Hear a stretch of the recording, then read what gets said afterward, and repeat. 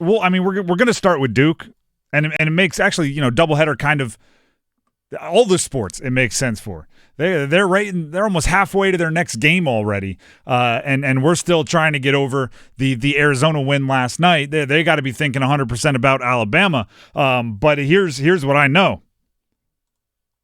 Duke's best is so much better than everyone else's best. Yes. When Duke is right, they are the best college basketball team in the country. And I know Florida has some things going with big dudes, and I know Auburn has some things going with guys that are 24 years old, because all of them are 24 years old. Like, I understand there are other teams that are good. When Duke is good, they are so far and away the best. And last night was a perfect example of it. You can go back, listen to our show yesterday. I did a whole segment, right? I'm not going to recap the whole thing, don't worry. But I did the whole segment on how does Arizona win this game? Because if you looked at the X's and O's of it, if you looked player for player and just matched them up, Duke won. Right? It was the paper, right? If you played games on paper, Duke won. So I was looking for ways that Arizona could win. And the two ways that I came up with were, one, get unreasonably hot from three, right? You needed somebody to just launch, and it had to go in, and you had to shoot better than you've been shooting all year, and the three is the ultimate equalizer. And two, Duke had to get in foul trouble. If one of those two things dramatically happened, I thought Arizona could have a chance to pull off an upset against what I considered was the best team in the country. Well, guess what happened? In the first half, Arizona essentially shot 20% better than their season average from three. They were knocking down. They started 3 for 3. They're a team that shoots 32% from three. They shot unreasonably well from three. And Kaman Malawash and Patrick Gongba, the two big guys that were healthy for Duke, spent a whole bunch of the first half on the bench because they had 2 or more fouls. Gongba had 3. So everything that I said Arizona needed to have happen, I said one or the other could make it close. Both happened in dramatic fashion in the first half, and Duke led by 6 at the break. Right. And it's right there. The things that needed to break Arizona's way broke Arizona's way. And Cooper Flagg hits a deep 3 at the buzzer to put him up 6 at half, and even that wasn't enough. I don't think people realize how much the first half broke Arizona's way. Brendan Marks of The Athletic, credit to him for the tweet. John Shire had a lineup out there after Malawash got in foul trouble. It was Sion James, Mason Gillis, Isaiah Evans, Con Knipple, and Patrick Gongba. They had played for 3 minutes together, that 5, all season. So Duke was out there ad-libbing. They were improv. They were whose line is it anyway out there, making it up on the spot. And at halftime, they were ahead by 6. That's poise. That's maturity. That's not panicking. It's grit and fight to look at adversity and not panic. Instead, go all out.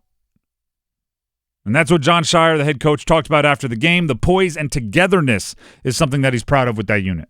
Well, we've built up an entire season of trust and teaching, and the lessons we've learned to, really everything we've done from the off season, from April 1st to now, has led to being mentally tough, physically tough, and together for these moments. And I thought our guys showed that poise. I think they showed that togetherness, and they're not afraid, and you hope to recruit that, but until they get here, you don't fully know. And I have a bunch of guys, man, they're killers, they're fearless, and they sure weren't afraid of this moment.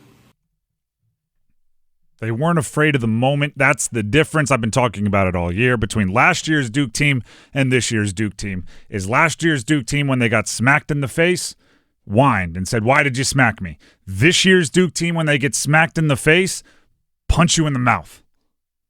And it's just a difference that is stark enough to notice every time you watch them. Do you know who wasn't good last night? Who's that? The referees. Oh, yeah. And I'm not saying it was unfair. I think they were equally bad on both sides. Yes. I think they missed a bunch of calls. I think they made a bunch of weird calls. I hate double fouls. I hate when there's obvious flagrants, and I hate when they review it and it's an obvious flagrant, and then they come out and stick with the original call, even when it's like it would have gone against Duke. Patrick Gongba, he hook and help. He should have had a flagrant.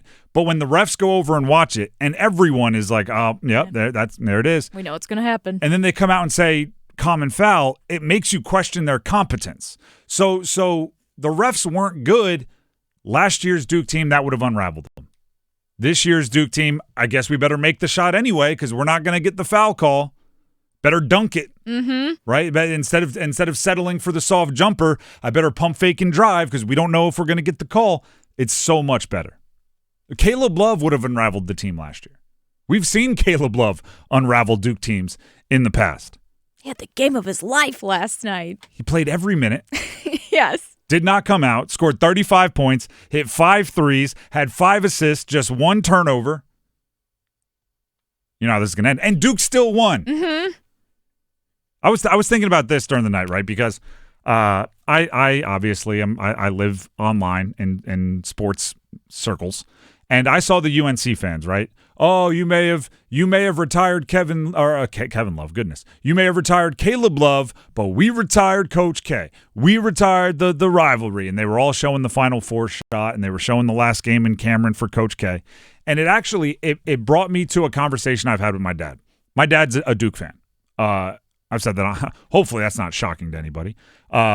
He lived in the area. My mom and dad lived in the area before I was born, had season tickets to Duke in the early 80s. I actually think it was my mom's first anniversary present to my dad were season tickets in Cameron.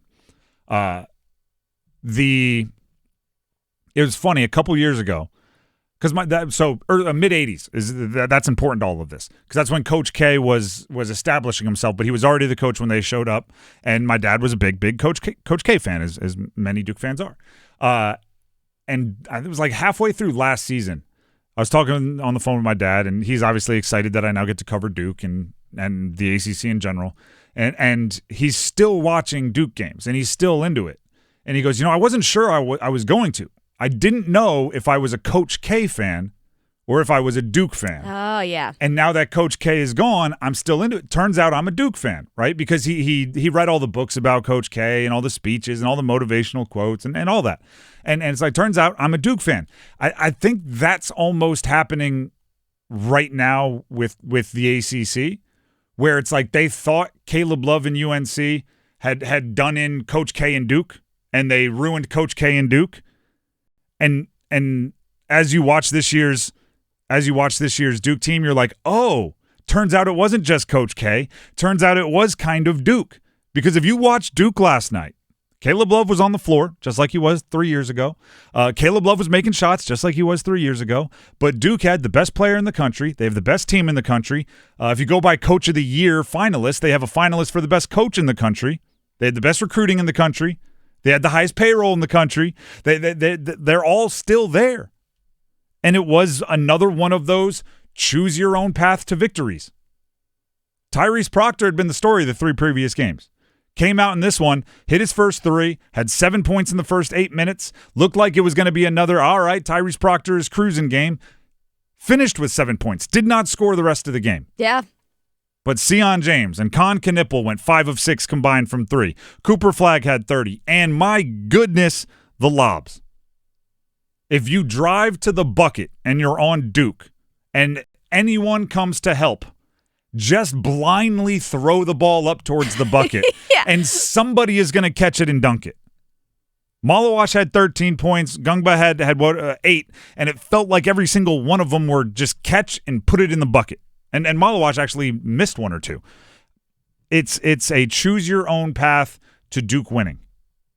If you give Tyrese Proctor time to knock it down, he'll hit the 3. If you give Knipple space on the wing, he'll pump fake and use his strength to get to the bucket. If it's Cooper Flagg, it's Cooper Flagg, and he could almost choose.